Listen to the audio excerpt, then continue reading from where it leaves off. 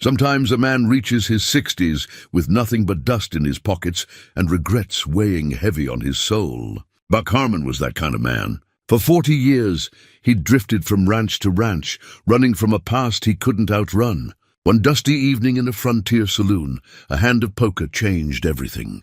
He won a locked storage barn, property of a vanished millionaire art dealer. When Buck opened those doors, he found forgotten treasures worth a fortune.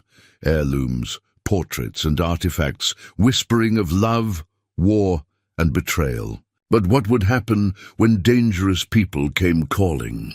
Before we jump back in, tell us where you're tuning in from tonight. And if this story touches you or speaks to your heart, make sure you're subscribed, because tomorrow I've saved something truly extra special for you. Another powerful tale that will stay with you long after it ends. Buck Harmon's hands told the story of a hard life. At 68 years old, they were weathered like old leather, scarred from barbed wire and branded by years under the Wyoming sun. The knuckles were swollen with arthritis, but they still knew how to work. Every morning before dawn, those hands gripped the rough wooden handle of a pitchfork, spreading hay for cattle that weren't his, on land that would never belong to him. The Dusty Ridge Ranch sat 15 miles outside Cutter's Bend, a town that time had nearly forgotten. The ranch house was modest, painted white once upon a time, but now faded to the color of old bones. Buck lived in the bunkhouse out back, a single room with a cot, a wood stove, and a mirror he rarely looked into. When he did, he saw his father's eyes staring back, tired, distant, full of things left unsaid. His only real companion was Rufus, a mule with a temperament as stubborn as Buck's pride. Rufus was 23 years old, which made him ancient in mule years, but he refused to act his age. Every morning, the mule would bray at Buck through the bunkhouse window, demanding breakfast with the impatience of youth. Buck would curse him gently, pull on his boots, and trudge out into the cold mountain air. "You're gonna outlive us all, you ornery beast," Buck would mutter, scratching behind Rufus's ears. The mule would snort and nuzzle against his shoulder, and for a moment Buck didn't feel quite so alone. Sam Hewitt owned the ranch, had owned it for 47 years. He was in his late 70s now, moved slower than he used to, but his mind was sharp as a tack. Sam had given Buck work when no one else would, asked no questions about where he'd been or what he'd done. That kind of grace was rare, and Buck never forgot it. "You're too good a worker to be drifting at your age," Sam had told him once, years back. "Man needs roots, Buck, a place to call his own." Buck had just nodded, said nothing. How could he explain that roots were exactly what scared him? That staying in one place meant facing all the things he'd spent a lifetime running from? The days at Dusty Ridge followed a rhythm as old as the land itself. Buck rose before the sun, fed the livestock, mended fences, checked the water troughs. His body ached in ways it never had when he was young, but he pushed through. Work was a blessing, really. It kept his mind occupied, kept the memories at bay. But the evenings were different. When the work was done and the sun dipped behind the mountains, painting the sky in shades of orange and purple, the silence crept in. That's when the ghosts came visiting. Her face, mostly. Caroline's face, as it had been the last time he saw her. She'd been 8 years old, standing on the porch of their little house in Montana, tears streaming down her cheeks. "Daddy, please don't go," she'd said, but he'd gone anyway. Told himself it was for the best, that a man like him, damaged, angry, haunted by what he'd seen in Vietnam, had no business raising a little girl. Her mother had died in childbirth, and Buck had tried. Lord knows he'd tried. But every time he looked at Caroline, he saw Sarah's eyes, heard Sarah's laugh, and the pain was too much to bear. So he'd left, walked away from the only person who'd ever needed him, and spent the next 40 years trying to outrun the shame of it. Friday nights, Buck rode Rufus into town. It was a tradition he'd kept for the 3 years he'd been at Dusty Ridge. The Red Dog Saloon sat on Main Street, a weathered building with swinging doors and sawdust floors. Inside, it smelled of whiskey, tobacco, and old wood. The walls were decorated with cattle brands and faded photographs of cowboys from another era. The regulars were already there when Buck arrived that particular Friday. Hank Morris sat in his usual corner, a grizzled prospector who'd been searching for gold in these mountains for 30 years and never found more than a few flakes. Dutch Keller, a cattle trader with a booming laugh and a generous spirit, stood at the bar. Moses Freeman, a freed slave who'd built a successful freight business after the war, was shuffling a deck of cards at the poker table. "Buck," Moses called out, "you're late. Thought maybe you'd finally gotten smart and decided to keep your money in your pocket?" Buck managed a small smile. "Can't teach an old dog new tricks, Moses. The poker game was a ritual, something that connected them all. Stakes were low. No one had much to lose, but the company was good. They played for the conversation as much as the cards, sharing stories about their weeks, complaining about the weather, speculating about whether the railroad would ever extend out to Cutter's Bend." Buck settled into his chair, accepted a glass of whiskey from Dutch, and let the familiar rhythms of the game wash over him. He wasn't a great player, too cautious by nature, but he held his own. The cards came and went, small pots won and lost, the pile of coins in front of him staying more or less steady. Then, around 9 o'clock, a stranger walked through the saloon doors. He was young, maybe 30, with nervous eyes that darted around the room. His clothes were too fine for Cutter's Bend, city clothes, Buck thought, and his hands shook slightly as he approached the bar. He ordered a whiskey, drank it in one gulp, then ordered another. "You boys playing poker?" the stranger asked, his voice tight. Moses looked up from his cards. "We are. You looking to join?" "I am." The stranger reached into his coat and pulled out a folded piece of paper.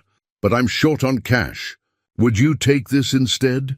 He laid the paper on the table. It was a deed, official-looking, with stamps and signatures. Buck leaned forward to read it. The property description said it was a storage barn about 8 miles west of town, on a piece of land that bordered the old Marsh estate. "What's in the barn?" Dutch asked, his eyes narrowing. "I don't know," the stranger admitted. "It's been locked for years. Belonged to Theodore Marsh." Buck felt something stir in his chest at the name. Everyone in Wyoming knew about Theodore Marsh, or at least knew the legend. He'd been an art dealer, came out west in the 1880s with money from back east, built himself a mansion, collected treasures from all over the world. Then about 7 years ago, he'd disappeared, just vanished one day, and no one had seen him since. There'd been searches, investigations, but nothing ever came of it. The mansion stood empty now, slowly falling into disrepair. "Why are you carrying around a deed to Marsh's barn?" Hank asked suspiciously. The stranger wiped sweat from his forehead. "I won it in a card game in Cheyenne, but I need cash, not property. So I'm offering it up. Face value is $200. I'll put it in the pot for that." Moses studied the man for a long moment, then shrugged. "Your funeral. But if that barn turns out to be empty, you're out $200 worth of property for nothing." "I'll take that risk," the stranger said, and sat down at the table. The game changed after that. The stranger played recklessly, betting big, losing steadily. The deed sat in the center of the table like a promise or a curse. Buck wasn't sure which. He found himself staring at it between hands, wondering what secrets a millionaire's barn might hold. 3 hours later, Buck was still in the game. So was the stranger. Everyone else had folded out or gone broke. The pot was the largest Buck had ever seen in the Red Dog Saloon. Nearly $400 in coins and cash, plus that deed sitting there like a golden ticket. Buck's hand was decent, a straight 9 through king. Not spectacular, but solid. The stranger was sweating bullets, his eyes wild. He pushed all his remaining cash into the pot, then added the deed on top. "All in," he said, his voice cracking. Buck looked at his cards again, then at the stranger's face. Years of playing poker with soldiers in Vietnam had taught him to read people, and this man was desperate. Buck didn't know why, didn't much care. He just knew the man was bluffing or close to it, I call, Buck said quietly, pushing his own pile forward. The stranger laid down his cards. 2 pair, aces and 8s. The dead man's hand, some folks called it. But Buck's straight beat it clean. For a moment nobody spoke. Then Moses let out a low whistle. "Well, I'll be damned. Buck Harmon just won himself a barn." The stranger stood up so fast his chair fell over. He looked like he might be sick. Without a word, he turned and practically ran out of the saloon, the doors swinging wildly behind him. Buck sat there, staring at the deed in his weathered hands. Theodore Marsh's barn. A mystery locked up for 7 years. What did a man like him, a man with nothing, do with something like this? Dutch clapped him on the shoulder. "A hell of a win, Buck. You gonna go see what's inside?" "I suppose I should," Buck said, but his mind was elsewhere, already wondering if this was fate or just dumb luck. That night, Buck lay in his bunk, unable to sleep. Moonlight streamed through the small window, casting shadows on the wall. He could hear Rufus moving around in his stall, restless. Buck pulled the deed from his pocket and read it again by moonlight. Attached to the deed, with a rusty paperclip, was something he hadn't noticed before. A small silver pocket watch. It must have fallen from the stranger's pocket and gotten caught on the papers. Buck opened it carefully. Inside the cover, initials were engraved, T.M. Theodore Marsh. The watch still worked, ticking softly in Buck's palm. It was a fine piece, probably worth more than Buck made in half a year of ranch work. But it was the inscription on the inside that caught his attention. Below the initials, in small script, were the words, "Time is the only wealth we truly possess." Buck closed the watch, held it tight in his fist. Something about those words struck him deep. Here he was, 68 years old, and what did he have to show for all his time? A few scars, a lot of regrets, and a mule that barely tolerated him. But maybe, just maybe, this barn held something more than old furniture and dust. Maybe it held answers to questions Buck didn't even know he was asking. As the first light of dawn crept over the mountains, Buck made his decision. He'd go to the barn. He'd see what Theodore Marsh had left behind. And whatever he found there, good or bad, he'd face it the way he should have faced things 40 years ago, head-on, with his eyes wide open. Outside, Rufus brayed, calling for his breakfast. Buck smiled despite himself. Some things never changed, but others were about to change in ways he couldn't begin to imagine. The ride to the barn took Buck most of the morning. He'd told Sam he needed a personal day, the first he'd asked for in 3 years. Sam had just nodded, understanding in his eyes, and sent Buck off with a canteen of water and a sandwich wrapped in cloth. Rufus seemed to sense something different about this journey. The mule moved with unusual purpose, his ears pricked forward, alert. They followed the old service road west, past abandoned homesteads and fields gone fallow. The land here had a forgotten quality, as if time itself had moved on and left these acres behind.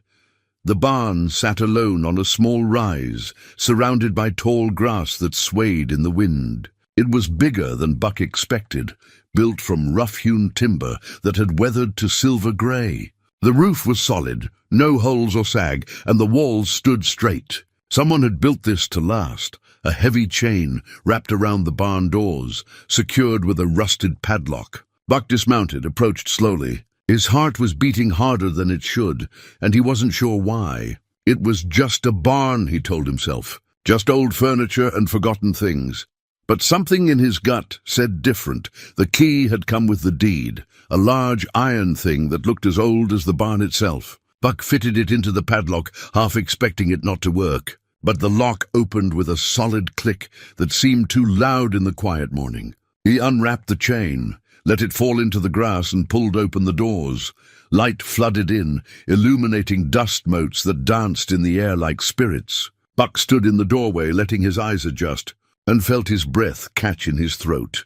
The barn was packed floor to ceiling with treasures. Furniture covered in white sheets stood like ghosts in neat rows. Grates were stacked against the walls, some sealed, others cracked open to reveal glimpses of porcelain and crystal. Paintings leaned against every available surface, their frames catching the light. In the far corner, Buck saw trunks, the kind people used to travel with on ships, covered in faded travel stickers from places he'd never been. Paris, London, Rome. He stepped inside slowly, carefully, as if entering a church. The air smelled of old wood, dust, and something else, lavender maybe, or rose water. A woman's scent, preserved somehow after all these years. Buck pulled the sheet off the nearest piece of furniture. It was a writing desk made from dark wood inlaid with mother of pearl. The craftsmanship was exquisite, every detail perfect. He opened a drawer and found it full of letters, tied with ribbon, the paper yellowed with age. But it was the painting that stopped him cold.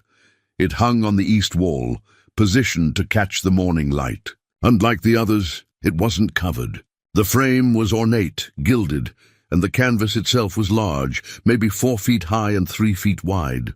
It showed a young woman in her 20s, dressed in the fashion of the 1880s, with a high-collared dress of deep blue silk, and her dark hair swept up in an elegant style. But it was her face that held Buck transfixed.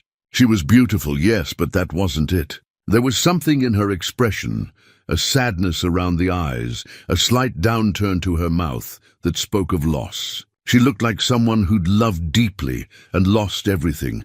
A small brass plate at the bottom of the frame bore a single name, Catherine. Buck stood before the portrait for a long time, unable to look away. He'd seen that expression before, worn it himself. The look of someone who'd made choices they couldn't take back, who carried regrets that time couldn't heal. He pulled over a crate, sat down, and just looked at her. Catherine. Who was she?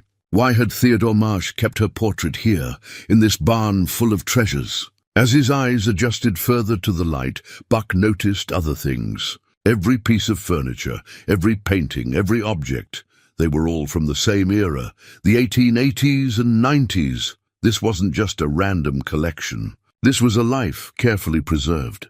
Theodore Marsh hadn't been storing valuables. He'd been keeping memories. Buck moved through the barn slowly, uncovering more pieces of the puzzle. There were photographs in silver frames showing a grand house he didn't recognize, groups of people in formal dress, their faces serious as they stared into the camera. There were books, hundreds of them, their leather bindings still intact. There were clothes in trunks, still wrapped in tissue paper, women's dresses, men's suits, all from that same distant era. And everywhere, woven through it all, were traces of Catherine. Her face appeared in other photographs. A silk scarf that might have been hers lay folded in a drawer. A leather journal. The pages filled with a woman's handwriting spoke of gardens and music and love. Buck picked up the journal carefully, his rough hands almost afraid to touch something so delicate. The entries were dated 1889. He read one at random. Theodore came by again today. Mama says I shouldn't encourage him, that his work keeps him traveling too much for a proper courtship. But when he looks at me, I feel seen in a way I've never felt before. He speaks of art and beauty and making something that will last. I think perhaps he sees me as one of his treasures, something precious to be preserved. I should find this insulting, but I don't. I find it rather wonderful. Buck closed the journal gently, set it back where he'd found it. The pieces were coming together now, forming a story both beautiful and tragic. Theodore Marsh had loved Catherine, had loved her enough to build this shrine to their time together. But something had happened, something that ended their story and left Marsh clinging to these memories for the rest of his life. The watch in Buck's pocket suddenly felt heavier. Time is the only wealth we truly possess. Had Marsh written that before or after he lost Catherine? Had he understood even then that all his treasures meant nothing compared to the time he could have spent with the woman he loved? Buck stood up, moved back to the portrait. The morning sun had shifted, and now Catherine's face was fully illuminated. Looking at her, Buck thought of his own Catherine, his daughter named after his wife's grandmother. How old would she be now? 48? 49. Did she ever think of him? Did she hate him for leaving? He'd told himself for years that walking away had been the right choice, that she'd been better off without him. But standing here, surrounded by the evidence of Theodore Marsh's eternal regret, Buck wasn't so sure anymore. A sound outside made him turn. Hoofbeats, multiple horses approaching fast. Buck moved to the door, his old instincts from Vietnam kicking in. Through the gap he saw them, 4 men on horseback, riding hard up the rise. They didn't look friendly. The lead rider was a big man, maybe 40, with a thick black beard and eyes like chips of stone. He pulled his horse to a stop 20 feet from the barn and dismounted with the confidence of someone used to getting what he wanted. You Buck Harmon?" The man called out. "I am," Buck said, stepping into the doorway but not moving beyond it. "Something I can do for you?" The man smiled, but there was no warmth in it. "Name's Garrett Cole. That barn you're standing in? It belongs to me." Buck felt something cold settle in his stomach. "Got a deed that says different." "That deed's worthless," Cole said. He pulled a paper from his pocket. "This here's a bill of sale, signed by Theodore Marsh himself, before he disappeared. He sold me this barn and everything in it 7 years ago. Been trying to track down the deed ever since." Buck looked at the paper. It looked official enough, but something felt wrong. Theodore Marsh wouldn't have sold this barn, not with Catherine's portrait inside, not with all these memories preserved so carefully, if you owned it, Buck said slowly. "Why didn't you just break the lock?" Cole's smile faded. "Didn't have the key, and the county sheriff's a stickler for property rights. But now you've opened it up for me, so I'll thank you to step aside and let me claim what's mine." The 3 men with Cole spread out, flanking their leader. Their hands rested on their gun belts. Buck recognized the stance. They were prepared for trouble, maybe even hoping for it. Buck's mind raced. He didn't want to fight. He was 68 years old, unarmed except for a pocket knife, and outnumbered 4-1. But something in him refused to step aside. Catherine's portrait was in there, her journal, her memories, her whole life preserved by a man who'd loved her. Buck couldn't just hand that over to men who'd probably sell it all for cash. "I'll need to verify your claim with the county recorder," Buck said, keeping his voice steady. "Until then, this barn stays locked." Cole's expression darkened. "Old man, you're making a mistake." "Wouldn't be my first," Buck said. "But this barn's mine until someone proves otherwise. Now I suggest you boys ride on back to wherever you came from, and we'll sort this out proper and legal." For a long moment, no one moved. Then Cole nodded slowly. "All right, old-timer, we'll do it your way. For now, but I'll be back. And next time I won't be asking so polite." He remounted, and the 4 men rode off, their horses kicking up dust that hung in the air like a warning. Buck watched until they disappeared over the ridge, then released a breath he hadn't known he was holding. His hands were shaking slightly, adrenaline working through his system. He turned back to look at Catherine's portrait. "What have I gotten myself into?" he murmured. The painted woman looked back at him, her sad eyes seeming to say something that matters. "For the first time in a very long time, you found something that matters." Buck spent the rest of that day securing the barn. He bought a new chain and padlock at the general store in Cutter's Bend, heavier than the old one, and made sure every window was latched tight from inside. He didn't think Garrett Cole would wait long before making another move, and Buck wanted to be ready. That evening, he sat with Sam on the ranch house porch, watching the sun set over the mountains. Buck had told him everything, about the barn, the treasures, Cole's claim. Sam listened quietly, the way he always did, then packed tobacco into his pipe and lit it with a wooden match. The sweet smoke drifted between them. "You could walk away," Sam said finally. "Whatever's in that barn, it's probably worth more trouble than it's worth. Cole's got a reputation. He doesn't lose graceful." "I know," Buck said. "But there's something about it, Sam. That portrait, those letters. It's like looking at my own life from the outside. A man who loved someone and lost her, who spent the rest of his days holding on to memories because that's all he had left." Sam nodded slowly. "You're thinking about Caroline." It wasn't a question.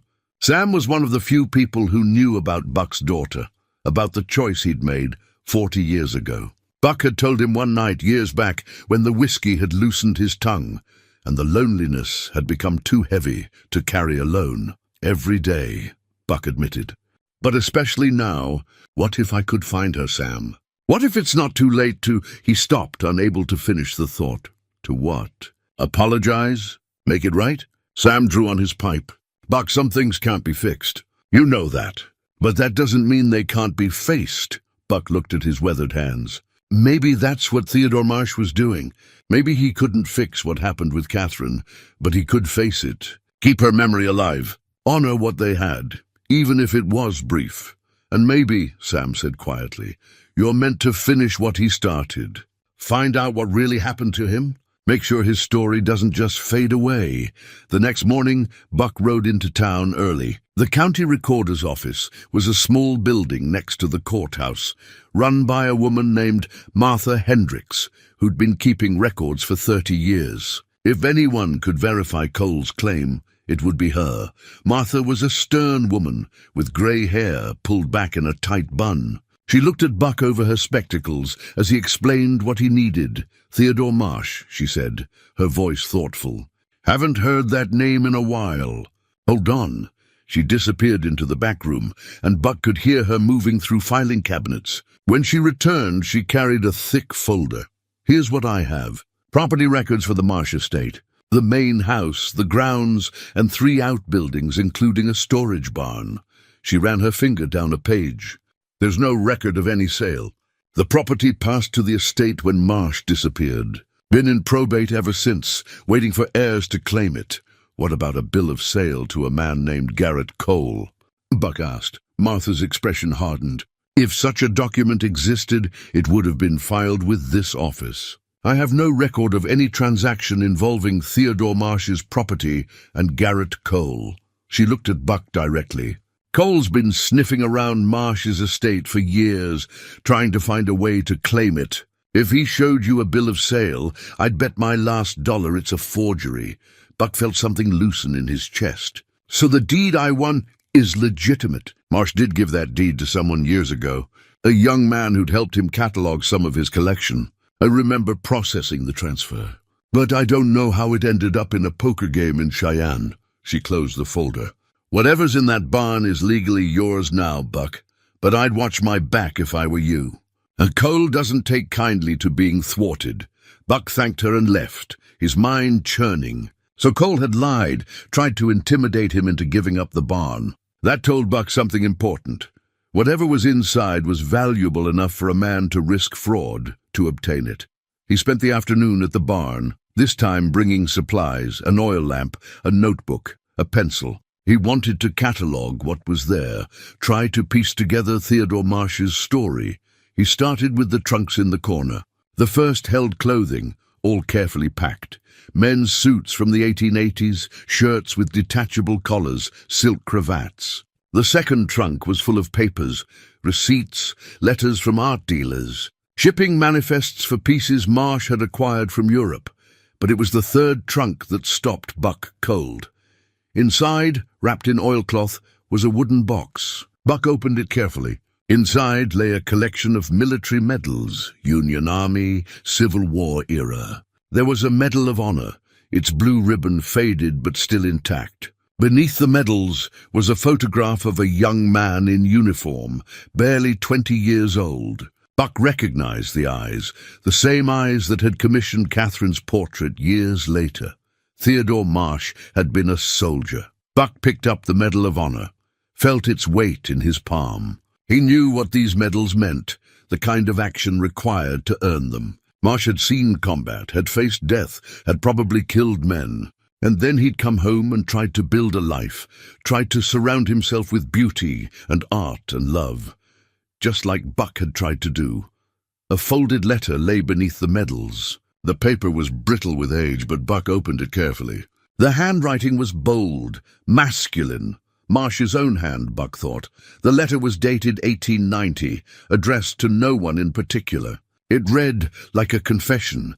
"I have tried to outrun the war, but it follows me like a shadow. Every night I see their faces, the men I killed, the friends I lost. Catherine tells me I cry out in my sleep, thrash about as if still dodging bullets. She holds me until I'm quiet, never asking questions, never demanding explanations. She is too good for me, too pure for a man with blood on his hands. And yet she loves me. God help me, she loves me, and I do not know what I have done to deserve such grace." Buck's hands trembled as he set the letter down. It was like reading his own thoughts, written by someone else's hand, 40 years before Buck had even faced his own war. The same guilt, the same fear of contaminating something pure with the darkness inside.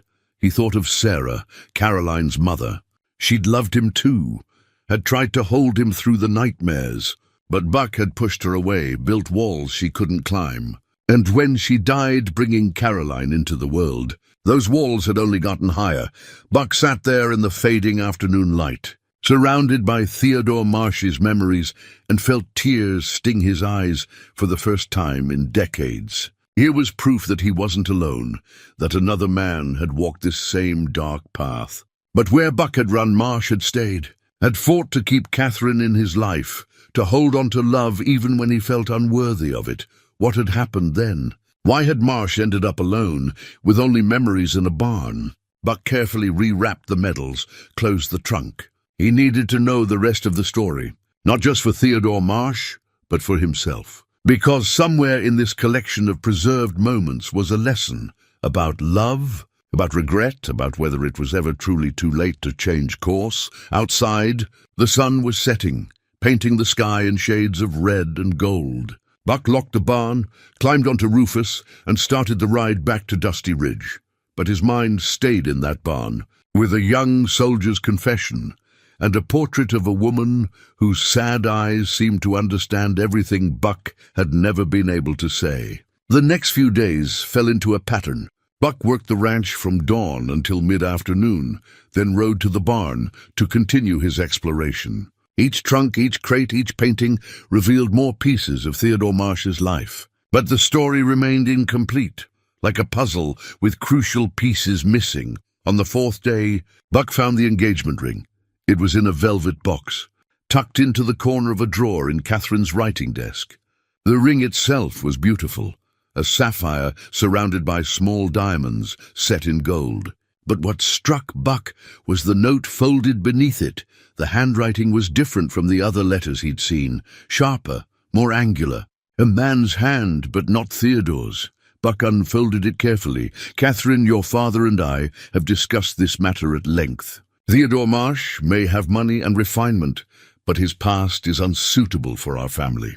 We cannot allow you to marry a man so damaged by war, so haunted by violence. You deserve better than a life spent soothing a soldier's nightmares. Return his ring. End this engagement. We have arranged a match with Jonathan Bradford, a solid man from a good family, untouched by the ugliness of war. This is for your own good." Your Uncle Robert Buck read the note twice, then set it down next to the ring. So that was it. Catherine's family had intervened, forced her to break the engagement. They'd seen Theodore's war wounds, not the kind that showed on the body, but the deeper kind that never healed, and decided he wasn't good enough for their daughter. Buck understood that judgment intimately. Hadn't he made the same choice himself? Decided he was too damaged to be a father, too broken to deserve love. But the ring was here, in the barn, never sent back. That meant something. Buck searched through more drawers, more boxes, looking for the rest of the story. He found it an hour later, a bundle of letters tied with black ribbon, all addressed to Theodore Marsh, all marked, "Return to sender." He opened the first one carefully. The date was 3 weeks after the note from Catherine's uncle. "My dearest Theodore, I do not care what my family says. I do not care about their arrangements or their prejudices. You are the man I love, war wounds and all. Meet me at the old chapel on Miller's Ridge tomorrow at sunset. We will marry there, with or without their blessing, and leave this place together. Bring only what you need. Our life begins tomorrow. All my love, Catherine."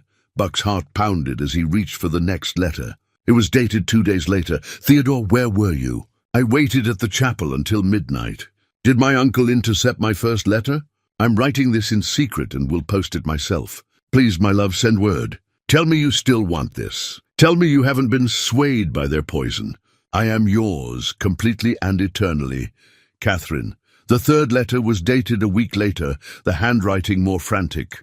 "I have received no response to my letters. My father says you have left Wyoming, gone back east without a word. I cannot believe this. I will not believe you would abandon me without explanation.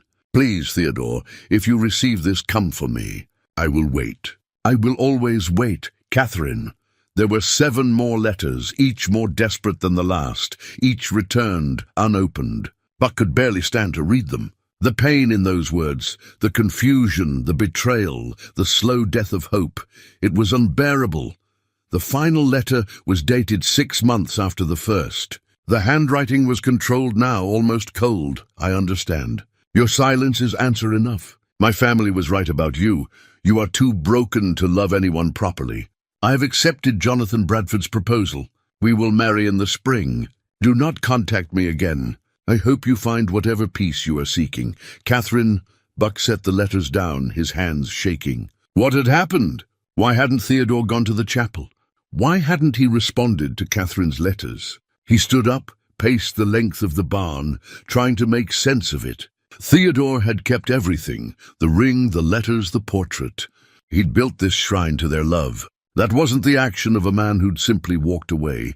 Something had prevented him from meeting Catherine that night. Something had kept him from responding to her letters. But what? Buck was so lost in thought that he almost didn't hear the horses approaching. When he did, he moved quickly to the door, positioning himself where he could see out but remain mostly hidden.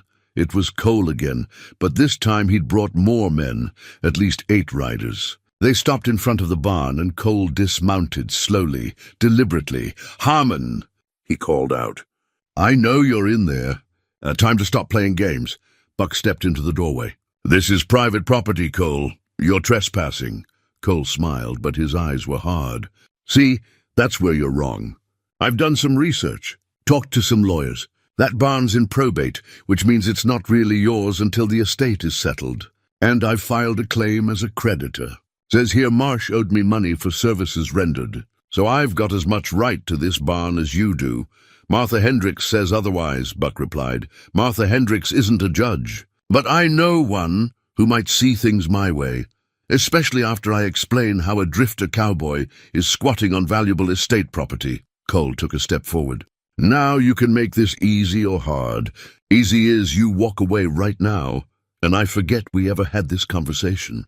Hard is, well, hard involves the sheriff, lawyers, and a lot of trouble for a man your age." Buck's jaw tightened. He'd dealt with bullies before, in the army, in bars, on various ranches, where men thought age meant weakness. They were always the same, loud, aggressive, counting on intimidation to get what they wanted.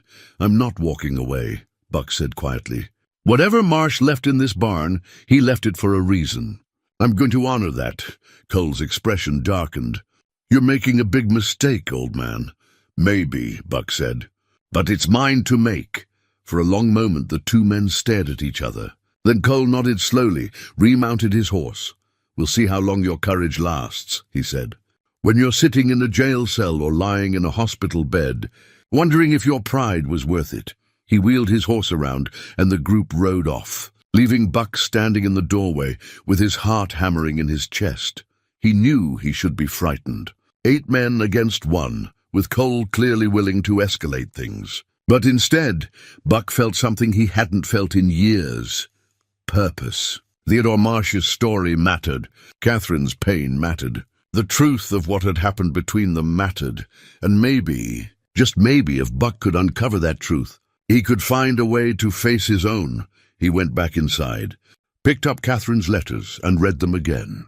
Somewhere in this barn was the answer to what had happened. Theodore had preserved everything so carefully. There had to be a reason, a message he was trying to send across the years. Buck just had to find it. As evening fell, he lit the oil lamp and continued his search. Outside, Rufus waited patiently, occasionally braying to remind Buck he was there. The old mule seemed to understand that something important was happening, that his master had finally found something worth fighting for, and somewhere in the gathering darkness, Garrett Cole and his men were planning their next move. Buck spent Sunday morning at the Cutter's Bend Library, a small building that smelled of old paper and dust.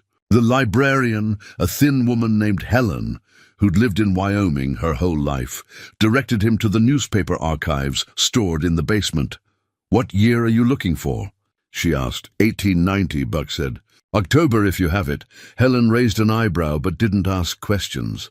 She led him downstairs, showed him where the bound volumes were kept, then left him alone with the desk lamp and his curiosity. Buck paged through the Cutter's Bend Gazette, October 1890, looking for anything that might explain what had happened the night Theodore was supposed to meet Catherine at the chapel. The first week yielded nothing but advertisements and local gossip. But on October 19th, Buck found it. The headline read, "Art dealer injured in robbery attempt." Buck's hands trembled as he read the article. Theodore Marsh, respected art dealer and veteran, was severely injured Thursday evening when 3 men attempted to rob him outside his residence. Mr. Marsh sustained a gunshot, wound to the chest and head injuries. Dr. William Hensley reports his condition is grave. The assailants fled on horseback and remain at large. Sheriff's Department is investigating. Thursday evening. The same night Catherine had waited at the chapel. Theodore hadn't abandoned her. He'd been fighting for his life. Buck kept reading, flipping through subsequent editions. October 22nd, Marsh clings to life. October 26th, art dealer remains unconscious. November 2nd, Marsh awakens but suffers memory loss. That last article was longer, more detailed. Dr. Hensley was quoted extensively. Mr. Marsh has regained consciousness but appears to have suffered significant trauma to his head. He does not remember the attack or the days leading up to it. His memory may return with time, or it may not. In such cases, the mind protects itself by blocking out painful experiences. Buck sat back, the pieces falling into place. Theodore had woken up not remembering Catherine, not remembering their plan to elope. By the time his memory might have returned, Catherine had already married Jonathan Bradford. And Theodore, broken, guilty, unable to forgive himself for failing to meet her, had spent the rest of his life preserving the memories he'd lost, trying to piece together what he'd forgotten. It was heartbreaking, and it was painfully familiar. Buck climbed the stairs, found Helen at the front desk. "Were you living in Cutter's Bend in 1890? He asked. "Heavens, no. I was born in 1920, but my grandmother was here. She told stories." Helen studied Buck's face. "This is about Theodore Marsh, isn't it? And his barn." "It is. Did your grandmother ever mention him?" Helen was quiet for a moment, then nodded. "She said he was a tragic figure, a man who'd loved and lost, who never quite recovered. After that attack, he was never the same, became reclusive, paranoid. Built that barn to store his most precious possessions because he didn't trust keeping them at the mansion. Grandmother said he was trying to preserve something, memories maybe, or just proof that love had once existed in his life." "What happened to Catherine?" Buck asked. "The woman he was supposed to marry." "I don't know her name," Helen said. "But grandmother mentioned Marsh had been engaged once. The woman married someone else, had a family. Marsh never married at all. He'd see her in town sometimes," grandmother said, and the pain in his eyes was terrible to witness. Buck felt a weight settle in his chest. Theodore had remembered eventually then, had spent years seeing Catherine with another man, raising children that should have been theirs. No wonder he disappeared 7 years ago. The pain must have finally become too much to bear. "Thank you," Buck said quietly. He left the library, stepped out into the cool autumn air. The sun was bright, but Buck felt cold inside. He thought about Theodore Marsh, spending decades unable to reach the woman he loved, unable to explain what had happened. And Catherine, thinking she'd been abandoned, building a life with a man she didn't love, while the man she did love suffered in silence. It was senseless, tragic, a waste of 2 lives that could have been beautiful together. Buck mounted Rufus and rode toward the barn, his mind churning. He needed to find more, needed to know how the story ended, because somewhere in that ending might be the lesson he was meant to learn. When he reached the barn, he found someone waiting. She was an old woman, maybe 70, sitting in a buggy pulled by a single horse. She wore a simple dress and a shawl despite the warm afternoon, and her white hair was pulled back in a neat bun. When she saw Buck approach, she climbed down carefully, using a cane for support. "Mr. Harmon?" she called out. Buck dismounted, approached cautiously. "I am. Can I help you, ma'am?" "My name is Eleanor Bradford," she said. "My mother was Catherine Aldridge, Catherine Bradford, after she married my father. I understand you've come into possession of my grandfather Marsh's barn." Buck felt his heart skip. "Your grandfather?" Eleanor smiled sadly. "Not by blood, but that's how I always thought of him. May we talk? I have some things to tell you about Theodore Marsh, things I think you need to hear." Buck unlocked the barn, helped Eleanor inside. He brought out 2 chairs, positioned them near Catherine's portrait. Eleanor looked up at the painting and tears filled her eyes. "That's her," she whispered. "That's my mother. I was 10 years old when she died, but I remember her face. The sadness in her eyes. I always wondered where it came from." She looked at Buck. "Now I know." "Tell me," Buck said. "Please." Eleanor took a deep breath. "My mother married my father in the spring of 1891.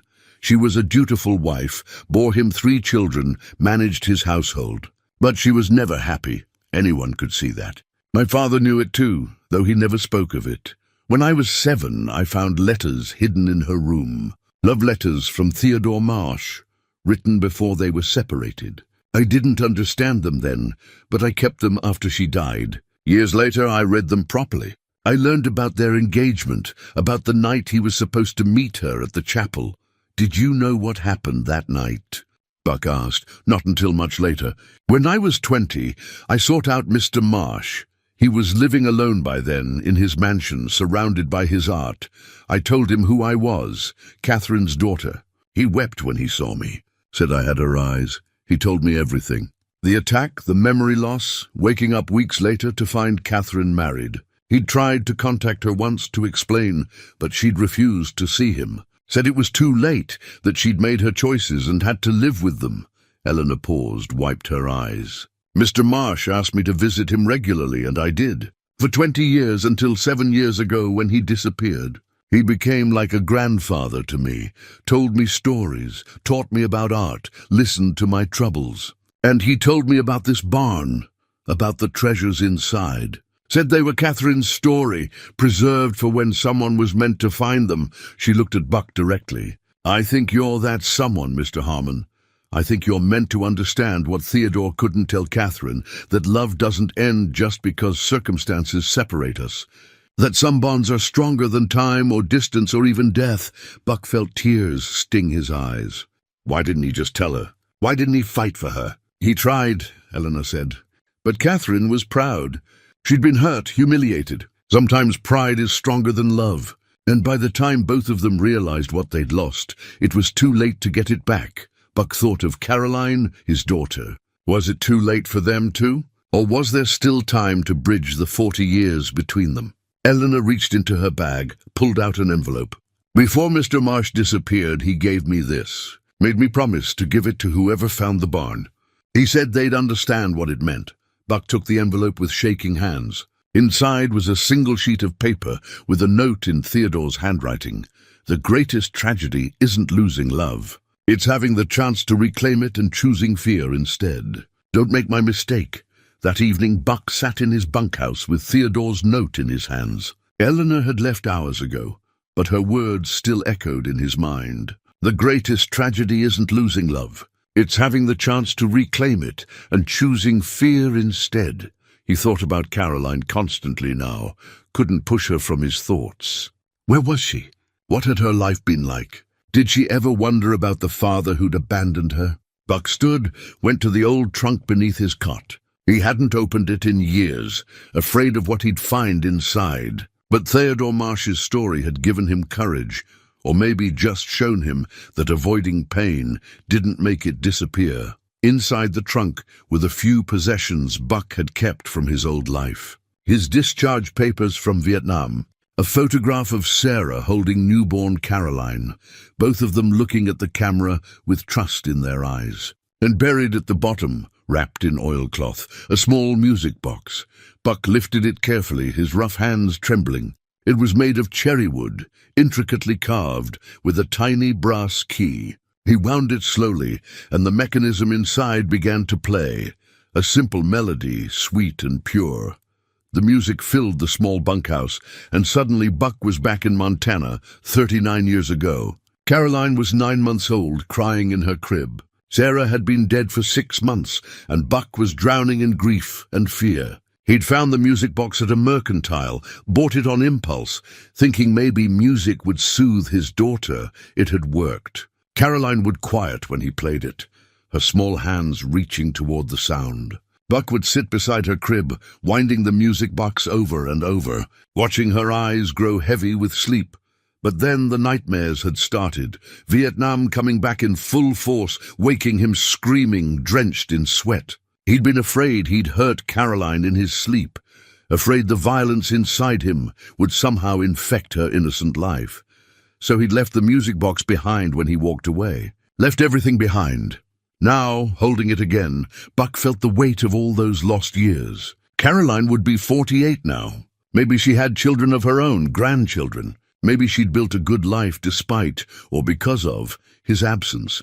Or maybe she'd spent her life wondering why her father hadn't loved her enough to stay. Buck set the music box down, picked up the photograph of Sarah and Caroline.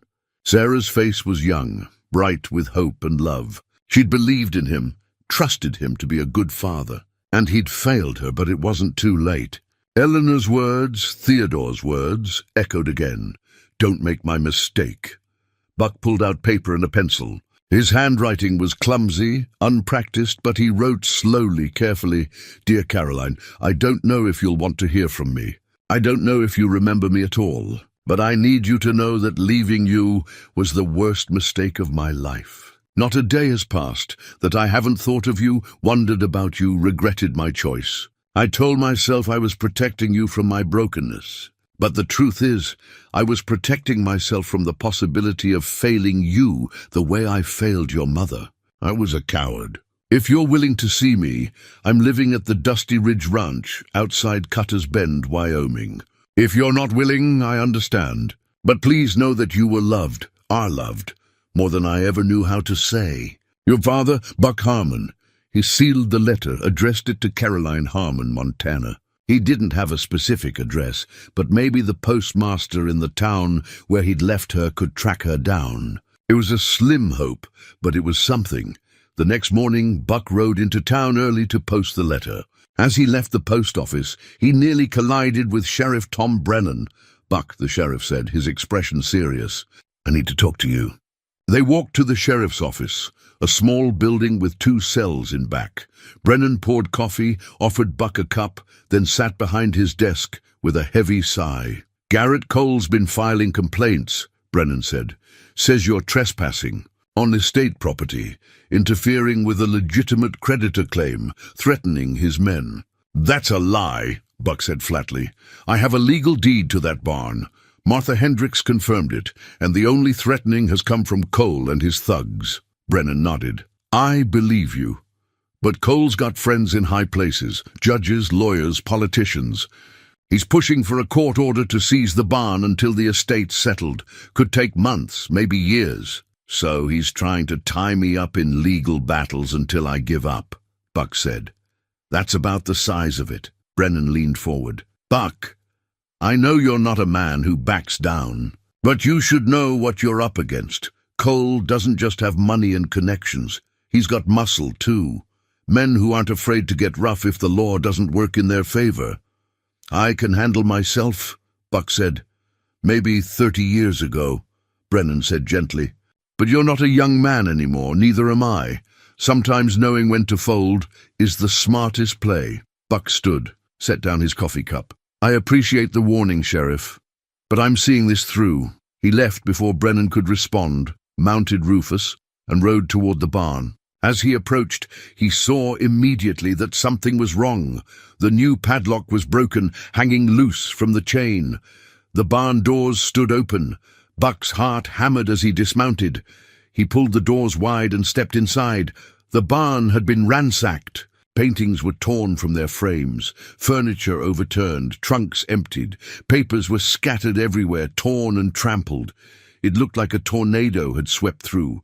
But worst of all, Catherine's portrait was gone. Buck stood in the wreckage, rage and grief warring inside him.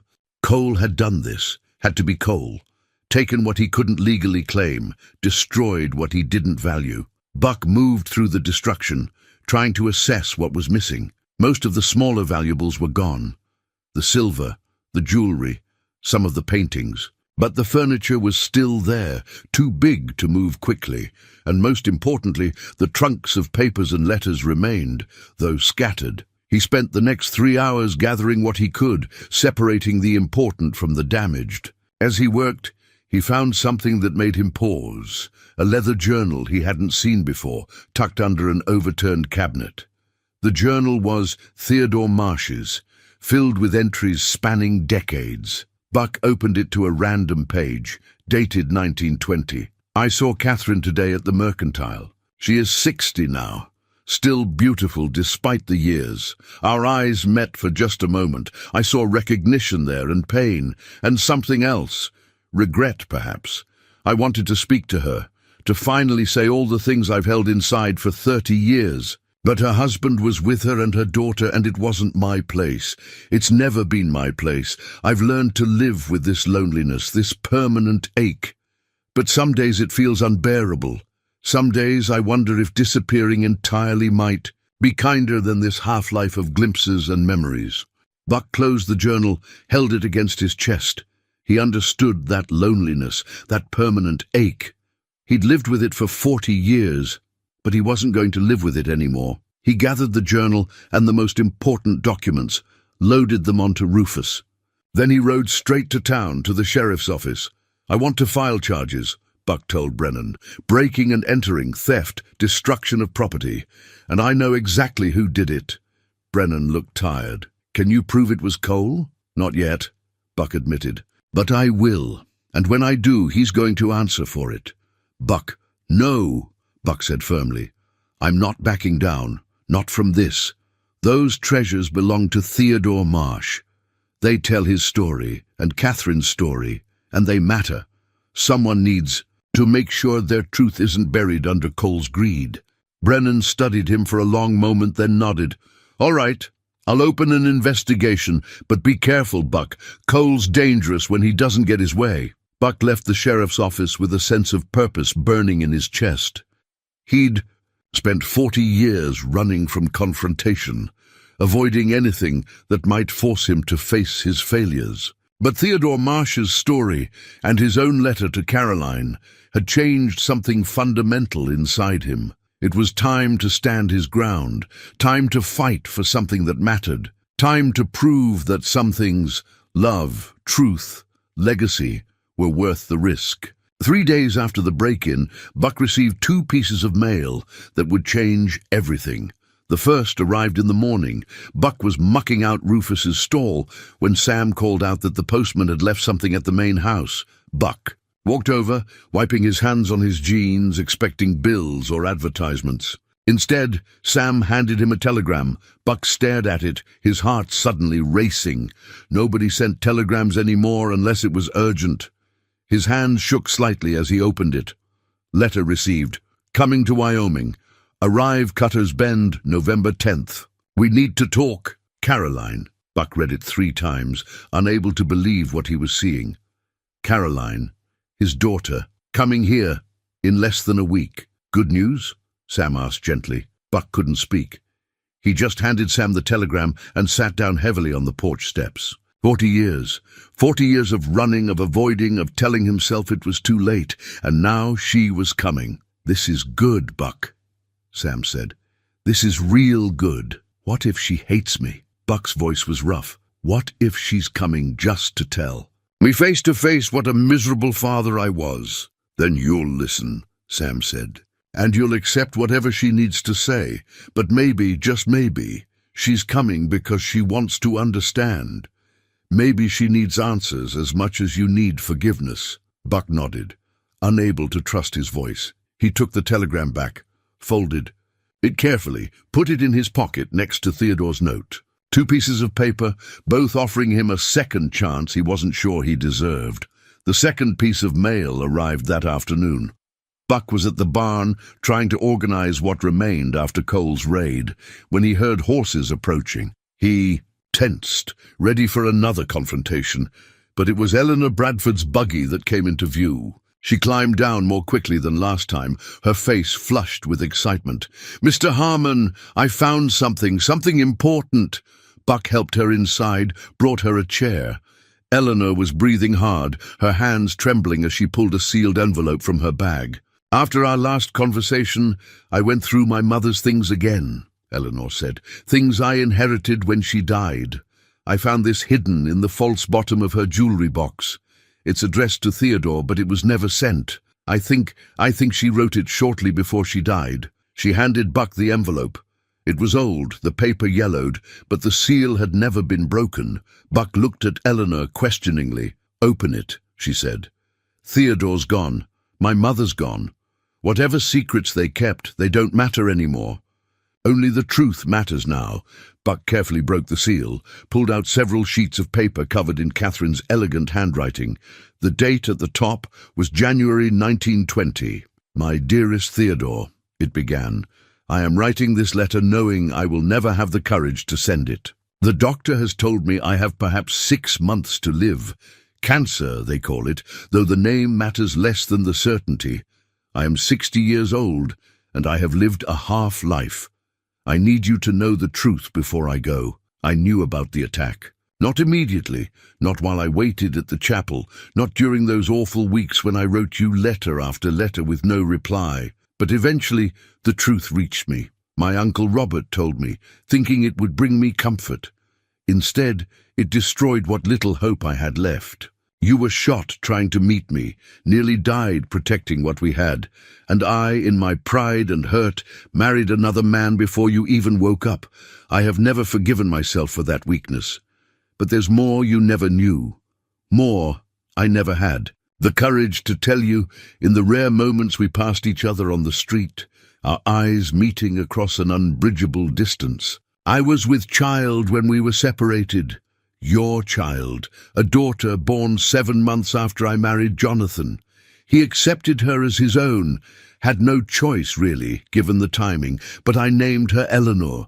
Do you remember? You once told me, Eleanor means light, and that if we had a daughter, she should carry light into a dark world. She is your daughter, Theodore.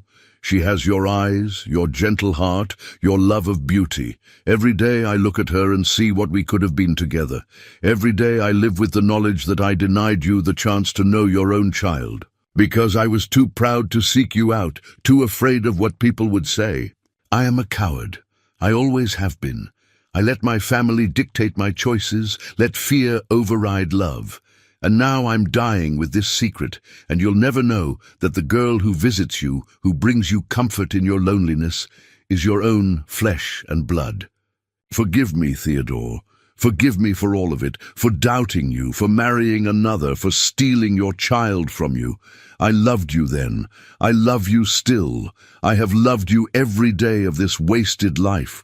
If there is an afterlife, I will find you there and finally tell you these truths face to face. Until then, I remain forever yours, Catherine." Buck's hands shook as he lowered the letter. He looked at Eleanor, saw tears streaming down her weathered face. "I'm his daughter," she whispered. "All those years I visited him, thinking he was just a kind old man who'd loved my mother. He was my father. Did he know?" Buck asked gently. "I don't think so. Catherine never sent the letter." "Never told him." Eleanor wiped her eyes. "But maybe he suspected. Maybe that's why he asked me to visit, why he was so kind to me. Maybe some part of him recognized his own blood." Buck thought about Theodore Marsh, living with such loneliness, not knowing that the daughter who brought him comfort was actually his child. It was almost too cruel to bear. "There's something else," Eleanor said, her voice steadier now. She reached into her bag again, pulled out another document. "After finding Catherine's letter, I went to the county records. Started tracing back, trying to understand everything. And I found this, the investigation report from Theodore's attack in 1890.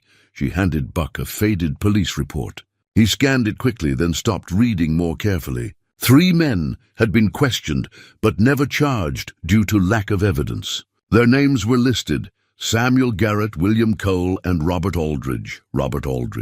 Catherine's uncle, her own uncle, arranged the attack, Buck said, horror dawning. "He tried to have Theodore killed," Eleanor nodded grimly. "He didn't want Theodore marrying into the family, so he hired men to stop it. Samuel Garrett was Garrett Cole's great-grandfather. William Cole was his other great-grandfather. The families intermarried a generation later. Cole's been trying to get this barn because somewhere in here is proof of what his ancestors did. Theodore must have figured it out eventually, kept evidence." Buck's mind raced. "That's why he disappeared 7 years ago. He finally had proof, was going to expose them, and Cole's family made him disappear, Eleanor finished. Just like they tried to in 1890. Buck stood up, began searching through the scattered papers with new urgency. If Theodore had kept evidence, it had to be here somewhere. And if Cole had ransacked the barn looking for it, that meant he hadn't found it yet. "Help me look," Buck said. "We need to find whatever Theodore kept hidden." They searched for an hour, going through every trunk, every box, every hiding place Buck could think of. Finally, Eleanor called out from the corner where Catherine's writing desk stood. "Here! There's a false bottom in this drawer." Buck rushed over. Together, they pried up the false bottom, revealing a small leather pouch. Inside were photographs, grainy but clear enough, showing 3 men outside Theodore's mansion the night of the attack. On the back of each photograph, Theodore had written names, dates, and a detailed account of how he'd eventually identified his attackers. There was also a sworn affidavit, signed by Theodore and witnessed by a judge, detailing his accusations and the evidence he'd gathered over 30 years. This could destroy Cole's family reputation, Eleanor breathed. "Put him in prison if there's any evidence he was involved in Theodore's disappearance." Buck carefully placed the photographs and affidavit back in the pouch. "We need to take this to Sheriff Brennan now." As they headed for the door, Buck saw riders approaching in the distance. Many riders, at least a dozen, moving fast. "Cole's men. They're coming for the evidence," Buck said. "They must have been watching, waiting for us to find it." Eleanor gripped her cane, her face pale but determined. "Then we make sure they don't get it." Buck looked around the barn, his mind working through options. They were outnumbered, outgunned, and trapped. But he'd been in worse situations in Vietnam. He'd survived then by using his head instead of his fists. It was time to prove that old soldiers never forget how to fight. They just choose their battles more carefully. "Eleanor," he said quietly, "I need you to trust me. And I need you to be ready to ride that buggy faster than you ever have before." Buck had maybe 5 minutes before Cole's men reached the barn. His mind moved fast, assessing the situation with the cold clarity that came from decades-old training. He might be 68, but muscle memory never really faded. "Eleanor," he said calmly, "take the evidence and ride for town. Don't stop for anything. Get to Sheriff Brennan, tell him everything." "I can't leave you here alone," Eleanor protested. "You have to." Buck handed her the leather pouch. "This evidence is more important than me. It's Theodore's legacy. It's justice for him and Catherine. Now go." Eleanor looked at him for a long moment, then nodded. She tucked the pouch into her bag, climbed into her buggy, and snapped the reins. The horse took off at a gallop, heading east toward town on a path that would keep her clear of Cole's approaching men. Buck watched her go, then turned back to the barn. He had to buy her time. Had to make sure Cole's men didn't catch up before she reached the sheriff. He moved quickly, his old infantry training taking over. First, he led Rufus out of the barn, sent the mule running with a slap to his haunches. No sense letting the stubborn animal get caught in whatever was about to happen. Rufus brayed indignantly, but trotted off toward Dusty Ridge. Then Buck surveyed his defensive position. The barn had 2 doors, the main entrance and a smaller side door. Windows on 3 sides, high up, too small for a man to climb through. The walls were thick timber, solid. Good cover. Inside, Buck grabbed the heaviest furniture he could move quickly, dragged it to block the side door completely. That left only one entrance to defend. He positioned himself behind an overturned table near the main doors, giving him a clear line of sight while providing cover. He had no weapons, had sworn off guns after Vietnam, but there were tools. A pitchfork leaning against the wall, a heavy shovel, a length of chain from the padlock. Not much, but enough to make a stand if it came to that. Buck's heart pounded, but his hands were steady. He thought about Theodore Marsh facing 3 attackers in 1890, nearly dying because he'd dared to love someone. He thought about Catherine's letter, the 40 years she'd spent in regret. He thought about Caroline's telegram, arriving in less than a week. He couldn't die here, not now, not when he finally had a chance to make things right. The riders approached, their horses' hoofbeats loud in the afternoon quiet. Buck counted them through a gap in the door, 12 men, all armed. Cole dismounted first, his face hard with determination. "Harmon!" Cole shouted. "I know you're in there. Send out the old woman and whatever she's carrying, and we'll let you walk away." Buck stayed silent, calculating distances, angles of approach. In Vietnam, they taught him that silence was its own weapon. Let the enemy's imagination work against them. "I saw her ride off," Cole continued. "We'll catch her before she reaches town. But it'll be easier if you cooperate now." Still Buck said nothing. He could hear Cole's frustration building, heard him conferring with his men in low voices. Then Cole tried a different approach. "Listen, old man, I don't want anyone to get hurt, but my family's reputation is on the line here. Whatever lies Theodore Marsh wrote down, they're not going to see the light of day. So here's what's going to happen. You're going to come out with your hands up, tell me where that evidence went. And then we're all going to have a conversation about how this never happened." Buck finally spoke, his voice carrying clear and strong. "Your great-grandfathers tried to murder a good man because he loved someone they thought wasn't good enough for him. They failed then. You're going to fail now. Is that so?" Cole's voice hardened. "You think one old cowboy can stop 12 armed men?" "No," Buck said. "But I can slow you down long enough for Eleanor Bradford to reach the sheriff. And once that evidence is in official hands, your family's legacy is over." He heard Cole curse, heard rapid conversation among the men. Then footsteps, spreading out, surrounding the barn. Buck's mind flashed to a patrol in the Mekong Delta, 1969. Surrounded by enemy forces, outnumbered 3-1. His sergeant, a man named Davis from Tennessee, had looked at Buck and the others and said, "We don't have to win. We just have to survive long enough for reinforcements to arrive. Stay smart, stay low, make every move count." Davis had gotten them all out alive that day. Buck intended to honor that lesson now. The first man tried the main door, pushing it open slowly. Buck waited until he'd committed to entering, then kicked the door hard. It slammed into the man's face, sent him stumbling backward with a cry of pain. "Next one through gets worse," Buck called out. More curses. Then the sound of glass breaking, someone throwing rocks through the high windows. Trying to distract him, create multiple points of concern, Buck didn't take the bait. He kept his eyes on the main entrance, his ears tracking movement outside. 2 men at the back, trying the blocked side door. 3 circling around, looking for another way in. The rest near Cole, planning. Time stretched out. Buck's knees ached from crouching, his back protested, but he held his position.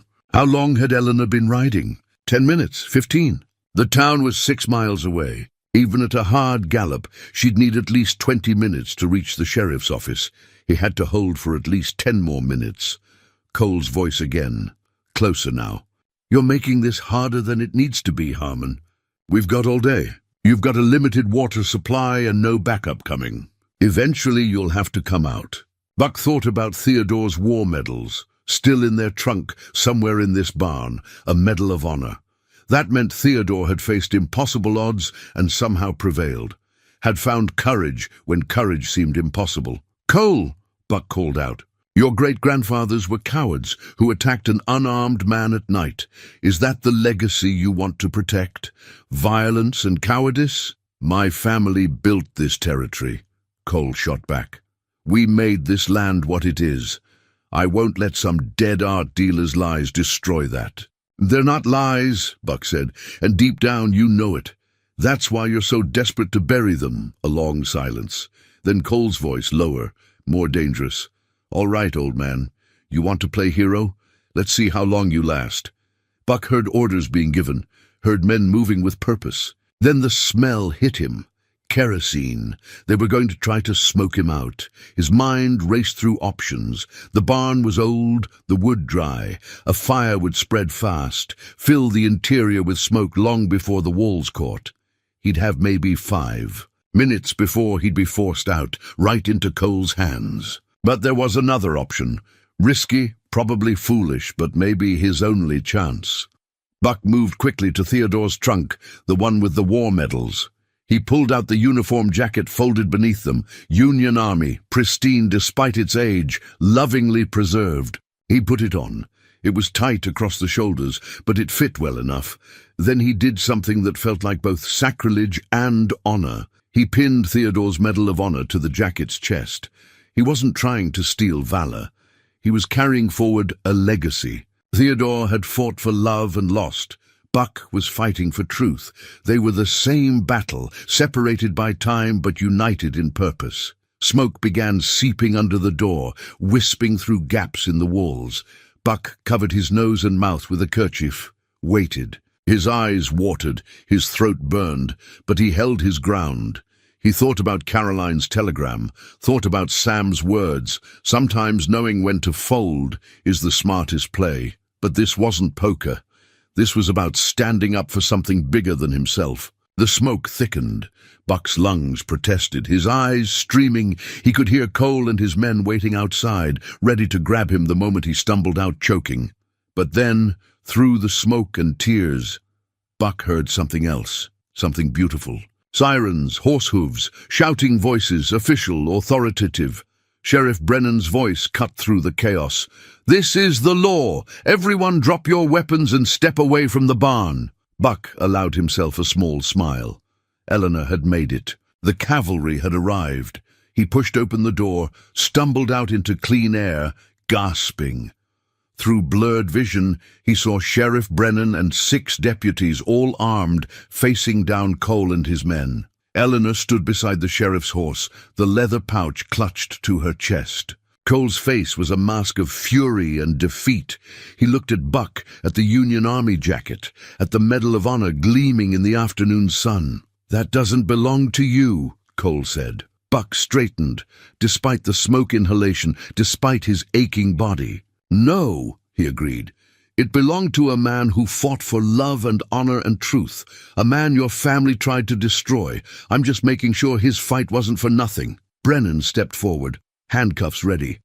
"Garrett Cole, you're under arrest for arson, attempted assault and conspiracy.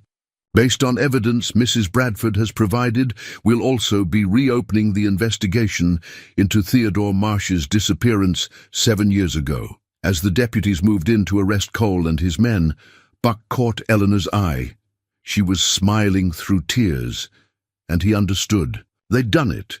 They'd honored Theodore and Catherine's memory. They'd brought truth into the light. Buck carefully removed the Medal of Honor, folded the uniform jacket with reverence. He'd returned them to their proper place in the barn, cleaned and preserved. But for one moment, he'd carried Theodore Marsh's courage forward, completed a mission that had started over a century ago. And now, with Cole defeated and justice served, Buck could focus on the mission that truly mattered, preparing to face his daughter, to finally speak the truths he should have spoken 40 years ago. He had 4 days until Caroline arrived, 4 days to find the courage Theodore Marsh never had, to choose love over fear, truth over pride, redemption over regret. Buck looked at the barn, smoke still drifting from its interior, and made himself a promise. He would restore it. Every painting, every treasure, every piece of Theodore and Catherine's story. He would make it whole again, just as he prayed his daughter might help him become whole again. The morning of November 10th, Buck woke before dawn. He'd barely slept, his mind churning through everything he wanted to say to Caroline, everything he needed to explain. But every rehearsed speech sounded hollow, inadequate. He cleaned the bunkhouse, shaved carefully, put on his best shirt, which wasn't saying much. Then he sat on the porch steps with the music box in his hands, watching the sun rise over the mountains. Sam found him there an hour later. The old rancher sat down beside him without a word, and they watched the light change together. "You ready?" Sam finally asked. "No," Buck said honestly, "but I'm going anyway." Sam nodded. "That's all any of us can do." The train from Montana was due at 1 o'clock. Buck rode Rufus into town at noon, arriving at the small station with an hour to spare. He tied the mule to a post, then paced the platform until the station master gave him a concerned look. "Expecting someone important?" the man asked. "My daughter," Buck said. The words felt strange in his mouth. "Haven't seen her in 40 years. The station master's expression softened. "Well then, Hope it goes well for you, Mr. Harmon. Buck nodded, resumed his pacing. The music box felt heavy in his pocket, a talisman against fear. At 1:15, the train pulled into the station with a hiss of steam and a screech of brakes. Buck's heart hammered so hard he could barely breathe. Passengers began disembarking. A cattle buyer he recognized, a traveling salesman, a young family with squalling children. Then she stepped down. Buck knew her instantly, though 40 years had transformed her from a child into a woman. She was tall, like Sarah had been, with dark hair going grey at the temples. She wore a simple traveling dress and carried a single carpet bag. But it was her eyes that stopped Buck's heart, Sarah's eyes, looking at him with a mixture of apprehension and something else he couldn't quite name. "Buck Harmon?" she asked, her voice steady but guarded. "Caroline." Buck's voice cracked on her name. "Thank you for coming." They stood there on the platform, 10 feet apart, neither quite knowing how to bridge the distance. Finally, Buck gestured toward the town. "There's a cafe where we could talk, if you're hungry." Caroline nodded. "All right." They walked in silence through Cutter's Bend, Buck acutely aware of curious glances from townspeople who recognized him. The cafe was quiet at this hour, and they took a table in the back corner. Buck ordered coffee for them both, though he knew he wouldn't be able to drink it. When the waitress left, Caroline spoke first. "Your letter came as quite a shock. I'd assumed you were dead. Everyone assumed you were dead." Buck winced. "I'm sorry, I should have let you know I was alive, but I was ashamed." "I'm ashamed." Caroline studied him, her expression unreadable. "Do you know what it was like, growing up without a father? Having everyone whisper about the man who abandoned me?" "I can imagine," Buck said quietly.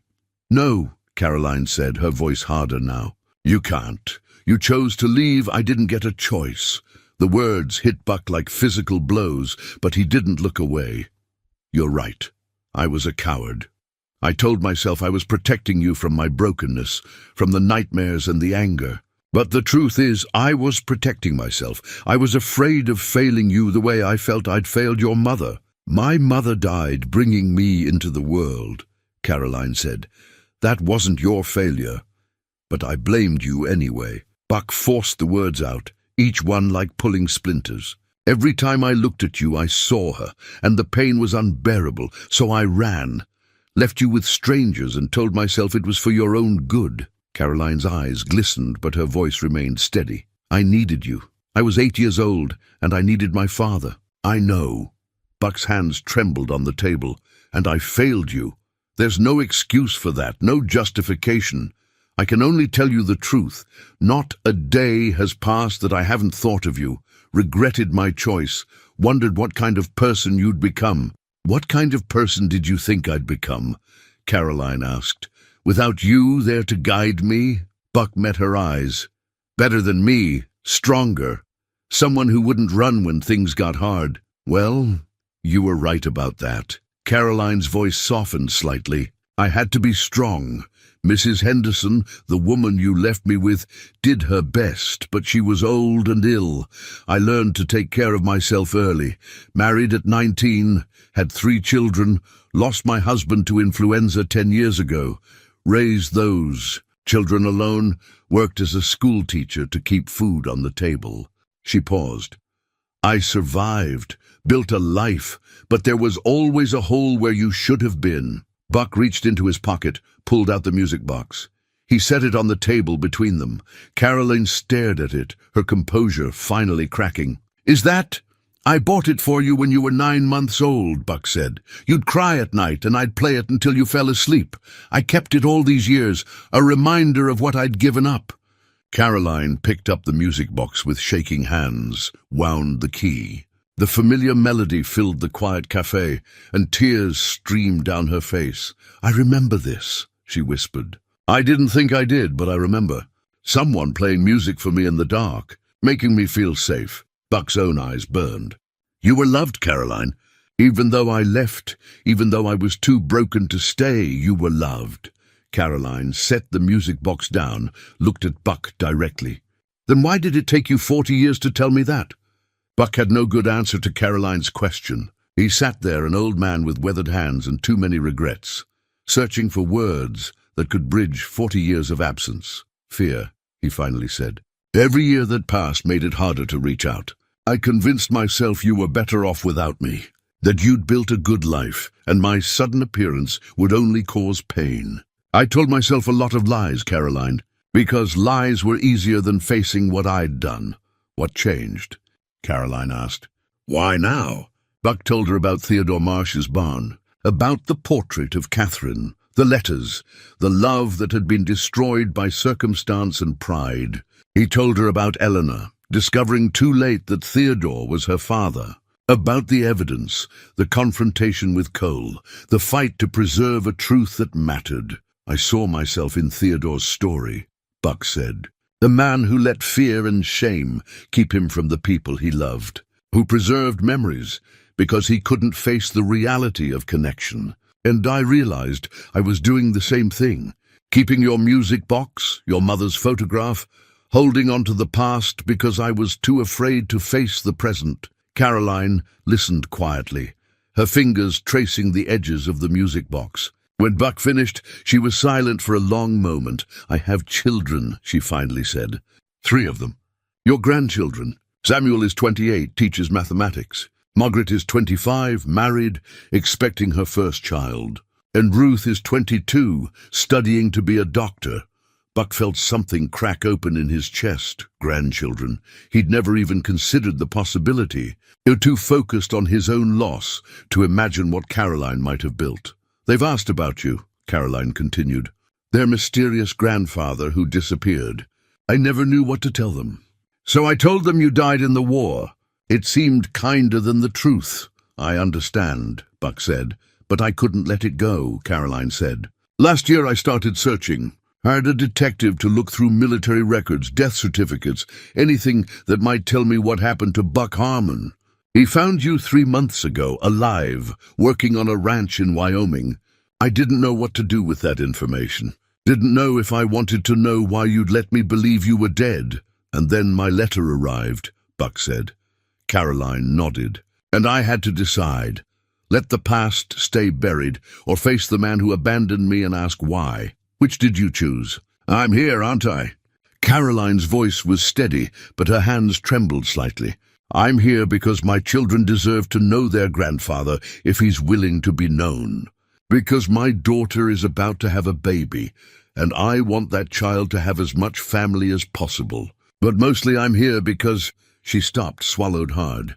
Because 40 years of anger is exhausting. And I need to know if there's any possibility of something else. Buck reached across the table, stopped just short of touching her hand. I can't undo the past. Can't give you back the childhood I stole from you. But if you'll let me, if you're willing to try, I'd like to be part of your life going forward. Part of your children's lives. I know I have no right to ask for that grace, but I'm asking anyway. Caroline looked at his outstretched hand, weathered and scarred. Then she reached into her own bag, pulled out a photograph. It showed 3 young people, 2 women and a man, smiling at the camera. These are your grandchildren, she said, setting it beside the music box. Samuel, Margaret, and Ruth, they're good people. Kind, smart, full of life. They're everything I hoped they'd be. Buck picked up the photograph, studied the faces. He could see Sarah in them, could see Caroline, could see the legacy that continued despite his absence. They're beautiful, he whispered. Margaret's baby is due in March, Caroline said. A boy. She's naming him Theodore after her great-grandfather, my father Jonathan's father. But she paused, met Buck's eyes. Maybe she'd consider making Harmon his middle name, if his actual great-grandfather earned that honor. Buck's vision blurred with tears. I would like that. Very much. Caroline finally took his hand, her grip firm. This won't be easy. There's 40 years of hurt between us. I can't promise I'll forgive everything quickly, or that there won't be anger and pain along the way. I know, Buck said, but I'm willing to try, Caroline continued. For my children's sake, for my grandchild's sake, and maybe for us too. Because I'm tired of carrying this anger, tired of the hole where my father should have been. Buck held her hand, this daughter who'd become a stranger, and felt something shift inside him. Not redemption exactly, he didn't deserve that. but possibility. A chance to be present for what remained of his life. A chance to know his grandchildren, to watch them grow, to finally be the man he should have been all along. "Thank you," he said, his voice rough with emotion. "Caroline, thank you." She squeezed his hand once, then released it. "Now," she said, her tone becoming more practical, "tell me about this barn and these treasures, and explain why you're wearing bandages on your hands." Buck smiled despite his tears. She was her mother's daughter, capable, direct, unwilling to let emotion override practicality. "It's a long story," he said. "I have time," Caroline replied. "For once, we have nothing but time." 3 months later, Buck stood in Theodore Marsh's barn, now fully restored. The smoke damage had been cleaned, the scattered treasures reorganized, the missing pieces recovered from Cole's attempted theft. Catherine's portrait hung once again on the east wall, catching the morning light, just as Theodore had intended. But there were new additions now. Beside Catherine's portrait hung a photograph of Eleanor Bradford as a young woman, Theodore's daughter finally acknowledged. Below that, Buck had placed a brass plaque that told their story simply and honestly: Theodore Marsh and Catherine Aldridge, separated by violence and circumstance, united by enduring love. May their story remind us that it's never too late to speak the truths we've kept silent. Eleanor had cried when she saw it, touched the plaque with trembling fingers. "Thank you," she'd whispered. "Thank you for making sure they're not forgotten." The county had officially recognized the barn as a historical site, and Eleanor had agreed to help Buck turn it into a small museum, not for profit but for memory, so that Theodore and Catherine's love story, tragic but real, could teach others what Buck had learned, that fear and pride destroy more than any violence ever could. Caroline had stayed in Wyoming for 2 weeks after their first meeting. They'd spent hours together talking, learning each other. It hadn't all been easy.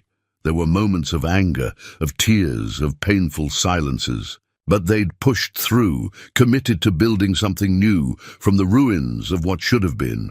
Before she left, Caroline had made Buck promise to visit Montana in March, when Margaret's baby was due. "You're going to be there when Theodore Harmon comes into the world," she told him firmly. "No running, no excuses," Buck had promised. And he'd meant it.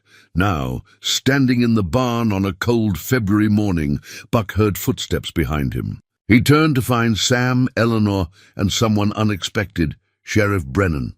"Morning, Buck," Brennan said. "Got some news I thought you'd want to hear in person."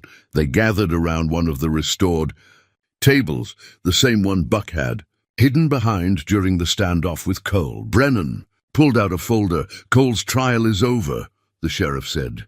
"Guilty on all counts: arson, attempted assault, conspiracy. And based on the evidence you and Eleanor found, we were able to reopen the investigation into Theodore Marsh's disappearance." Buck leaned forward. "And Marsh is dead, has been for 7 years. Cole's father and uncle confessed to everything once they realized the evidence was solid. Apparently, Theodore had contacted them in 2018, said he had proof of what their grandfathers did in 1890, was planning to go public. They lured him out to the old quarry, killed him, made it look like he'd wandered off and gotten lost. His remains were found last week." Eleanor made a small sound of grief, and Buck reached over to squeeze her hand. They'd suspected as much, but hearing it confirmed still hurt. "There's more," Brennan continued. "Theodore left a will, dated a week before he disappeared. Everything, the mansion, the grounds, this barn, and all its contents, goes to any biological descendants. That means you, Eleanor. It's all yours." Eleanor stared at the sheriff, then at Buck. I can't." "You can," Buck said gently. "Theodore wanted you to have it, wanted his daughter to inherit his legacy, even if he never got to tell you himself." Eleanor wept quietly, and Buck put his arm around her shoulders. This elderly woman, discovering in her 70s that everything her father had built was meant for her all along. It was bittersweet, beautiful and painful in equal measure. After Brennan left, Eleanor turned to Buck. "I want you to stay," she said. "Be the caretaker here, help me run the museum. You understand Theodore's story better than anyone. You've earned the right to tell it. Buck looked around the barn, at the treasures carefully preserved, at Catherine's portrait gazing down with her sad, knowing eyes. He thought about Theodore Marsh, who'd never gotten to reclaim his love, about Catherine, who'd died with her truths unspoken, about himself, who'd nearly made the same mistakes. "I'd be honored," Buck said, "but I'll need time off in March and visits to Montana regularly after that.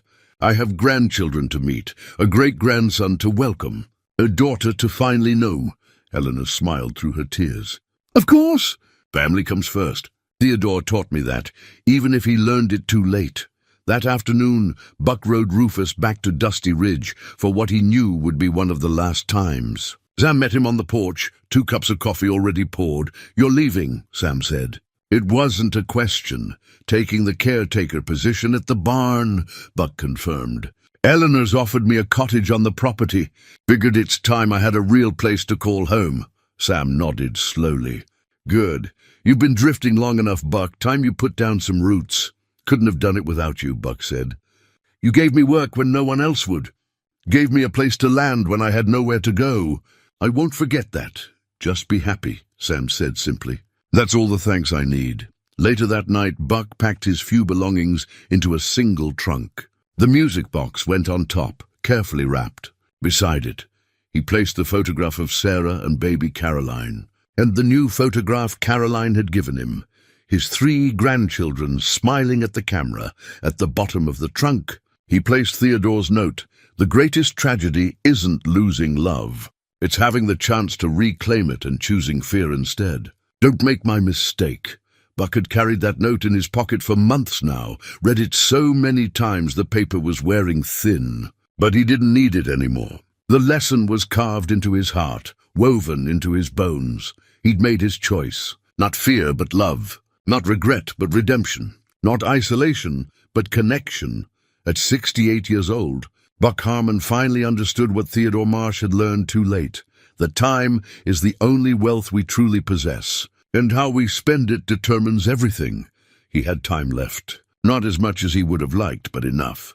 Enough to know his daughter, to meet his grandchildren, to be present for the life that remained. Enough to honor Theodore and Catherine's memory by living the truth they'd never gotten to claim. Enough to finally, after 40 years of running, come home. Outside, Rufus brayed impatiently, ready for whatever came next. Buck smiled, picked up his trunk, and walked out into the Montana dawn. The mountains stood eternal against the sky, and somewhere in the distance, a train whistle called. Buck Harmon was going home.